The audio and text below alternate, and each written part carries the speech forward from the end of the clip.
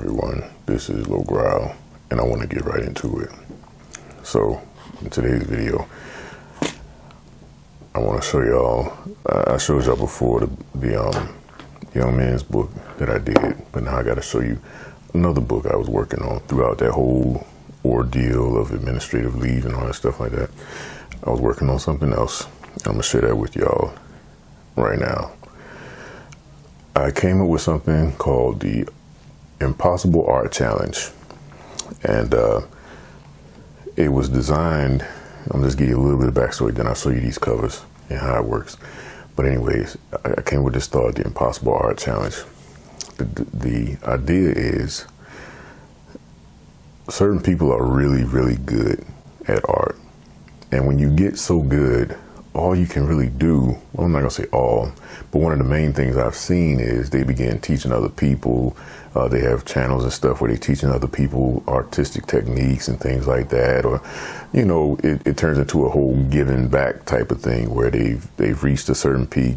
But I started wondering how, like, where do they find fun and challenge at, you know what I mean? Like all the different art books and things I found, it's like, it's always how-to instructional guides and stuff like that. So I was thinking, what can I offer an artist just as a way to challenge them, give them something fun to do, refine their skills, and even learn something new in an art book. So I came up with the Impossible Art Challenge, and there are 6 books in the series so far, and I'll show you the first one. The Impossible Art Challenge, Drawing Animals. And that's the cover. And if you look close, it's using an art style called pointillism, and it just looks so dope to me. Now, my original cover, I forgot to bring that book in here with me, but it was not good. This looks like an art book. The other one did not look like an art book. And I had a whole strategy behind why I designed it the way I did, but it took too much explanation. This is the back. It's a paint easel with all the information about the book. I'm gonna read a little bit of it for you. It says, in the Impossible Art Challenge, Drawing Animals, you will be dared to tackle 25 original animal sketching prompts designed by author Gray Sr. Only the most innovative and dedicated artists will be able to think outside the box and draw cats, the dogs, bald eagles, and killer whales made from abstract lines and shapes provided in the challenges. But don't worry, if you are still learning how to draw animals, there's a helpful tip sheet in the back of the sketchbook that is designed to help you complete your task. Your artistic ability will be challenged beyond your imagination and stretch your creative capabilities and instincts to the max. Are you ready to do the impossible? Each book in the Impossible Art Challenge series contains 25 complex, perplexing, and mind-numbing artistic challenges to overcome. Choose from a variety of your favorite drawing themes, ranging from architecture to abstract. All right, so the first one is animals, in no particular order. So we got animals. Then we have drawing objects.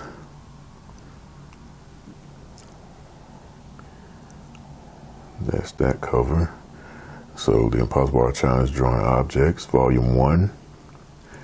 And then it's showing it backwards on my camera, but you can pause it and read it. Number 3, the Impossible Art Challenge, Drawing Architecture. Again, using that's pointillism art style. That's 3. The Impossible Art Challenge, Drawing People, Volume 1.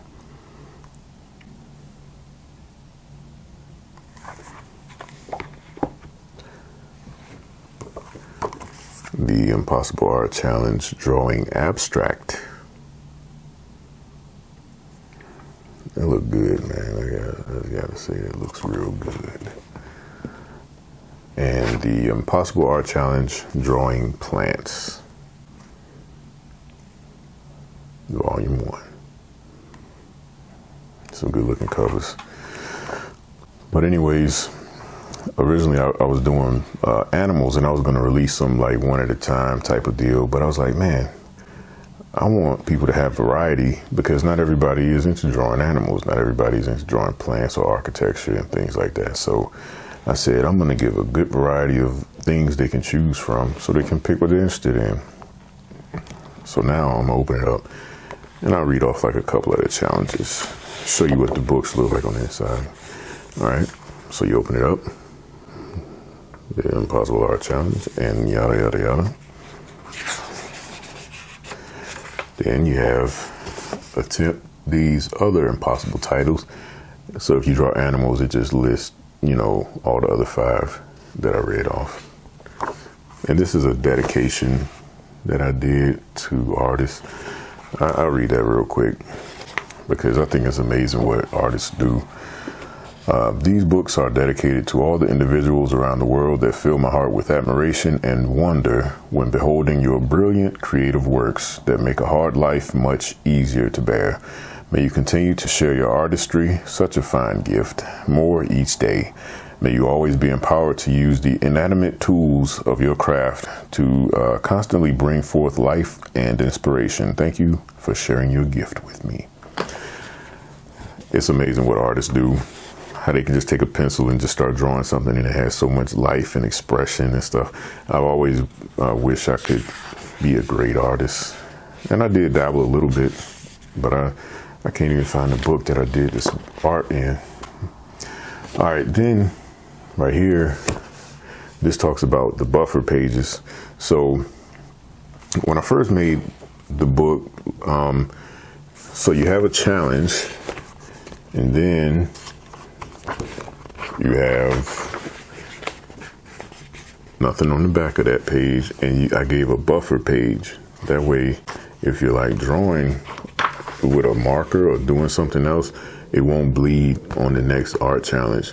Now, before my first draft of the whole book, I had challenges on the front and back of the pages, and I was like, hold up, I'm not thinking from an artist's perspective, you know what I mean?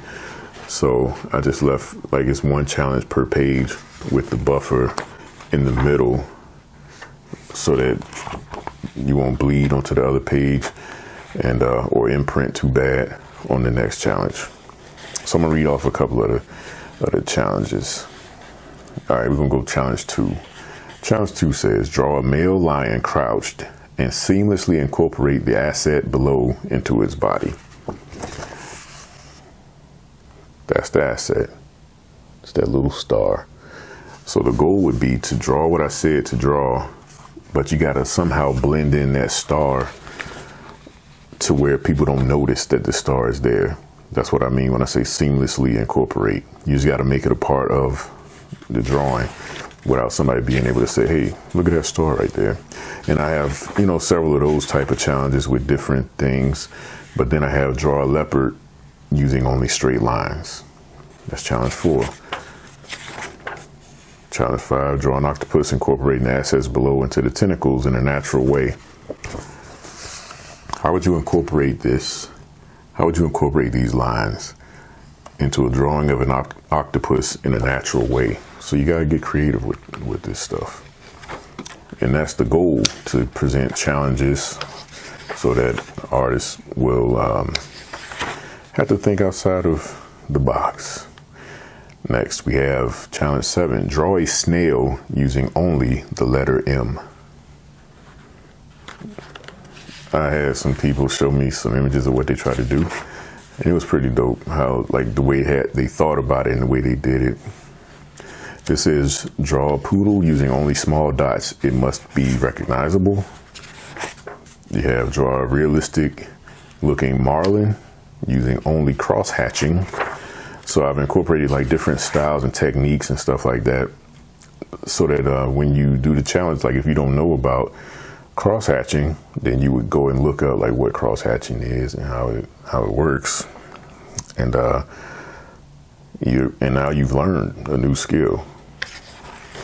Let me see what else we got. Draw a collie using only contour lines.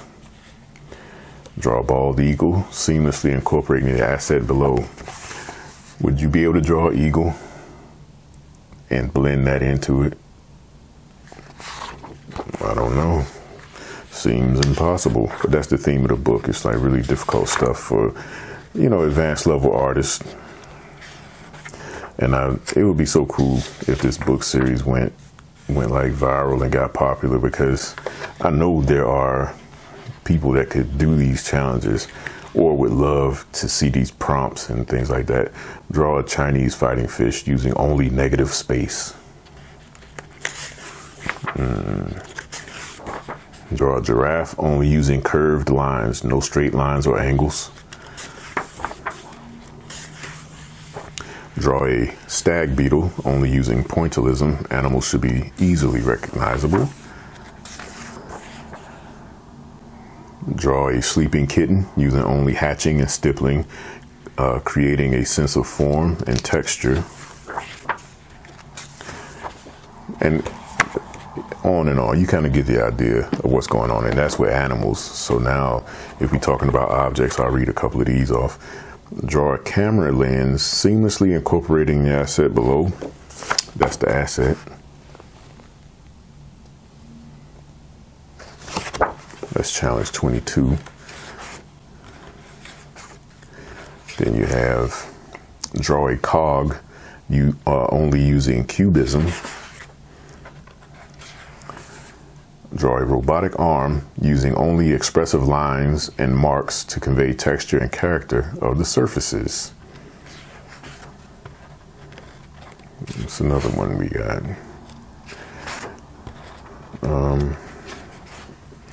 Draw a trumpet only using pointillism. Something different. Draw a sneaker only using abstract shapes and forms, creating a stylized representation. Make the heart hyper realistic. So I give this heart, but it's your job to go in there and add all the features and shading and everything else that would make it look hyper realistic. And that's up to interpretation, how you would make that shape of a heart look realistic. But draw a handful of balloons using a limited color palette to create a sense of depth and atmosphere. And that was drawing objects. Then architecture. Draw a building only using straight lines and incorporate a randomly shaped balcony. Draw a floor plan for a room that incorporates a randomly shaped rug or carpet into the design. Draw a small shelter with a spherical dome on and seamlessly incorporate the asset below. And that's the asset, a little butterfly.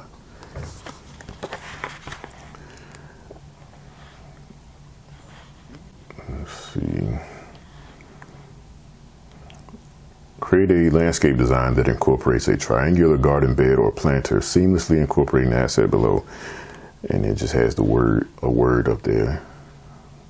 Draw a building using only squares and rectangles, but incorporate a triangular window into the design. How would you do that? Draw an overhead angle view of a cylindrical tower using only straight lines.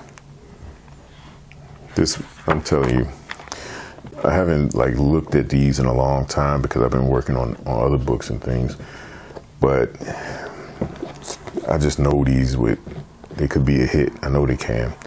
And right now, I'm actually working on some beginner level stuff, beginner to intermediate level art books.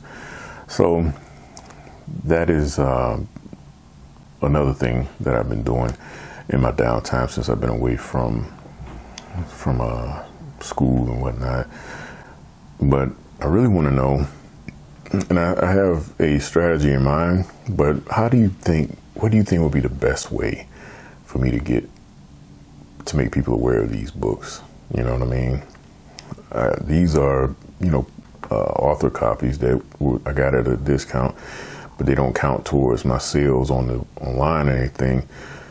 But I thought about hitting up some art schools or something like that and just giving some copies with my information and, you know, like where they could buy them at and stuff like that, just so they could try it out and have it in hand, you know, and actually work on one of the books. I thought about talking to some art teachers at like local middle and high schools and stuff like that. I thought about, you know, looking online, finding some different companies and stuff like that, and I don't know, maybe put together some packages and mail a book to them or something like that, so they can just have it in hand and, you know, see what it's like, see what the quality of it is and all that kind of stuff. But my cousin, she suggested that I use like Instagram and TikTok and stuff like that. But I don't know. I wish I could just create and I had somebody to take care of the marketing and putting it out there and stuff like that. You know, that would be the best. But, you know, when you're starting fresh and new, I appreciate the work and effort that goes into getting stuff up off the ground. You know what I mean? But I also know I can't do it alone. So that's kind of where I'm at right now. I got one more set of books that I worked on that I'll be sharing with you in another video. And I'm just trying to be productive and contribute something that enriches the lives of other people. Y'all heard me talk about that before. But it's important that you do things that enrich the lives of other people, you know. Stop trying to get over on folks and like really think about what you can do to solve a problem or make somebody's life easier. You know, like contribute. Think about how you can contribute on a large scale if possible. If not, how can you contribute on a smaller scale? You know, we all have something. And I just been writing down all my ideas. I got so much stuff that I want to do, but I'm really happy that I have this stuff like done and like in my hand. It's gone from thought to physical. You know what I mean? And to see that happen, that's a big booster, because it's like, hey, I did it. I applied myself, and now look at this finished book, and it looks so nice. And I guess the ultimate satisfaction is when other people want it, you know, when other people get enjoyment out of it, or they desire it, or they tell somebody else about it. That's the best part, you know. So I'll keep you updated on how things are progressing right now. I'm still doing some things with the Inner Titan manual. I had a meeting with the Juvenile Corrections facility here in Newport News, and it went really well, but I'm not about to talk about that right now. This was for the Impossible Art Challenge series, and I'll put the link in the description if you want to check it out. Show some support by buying a copy. They are priced at $7.99. It's 25 challenges per book. It's a total of 6 books available across those different categories I read off, and it would mean a lot, you know, to the way Amazon works. And I think I told you that before, but the more purchases you get, the higher you go up in the rankings, and then if people are giving like good reviews and stuff like that, that just takes it up even better, you know, because everybody look at the reviews to see what people are saying about it. And if you got like 5-star reviews on average and a lot of good feedback, typically people are going to click on it. I'm not there yet, but hey, I'm at the very beginning, and I'm super optimistic about what's ahead for my projects and the things that I do. That being said, thank you all for watching.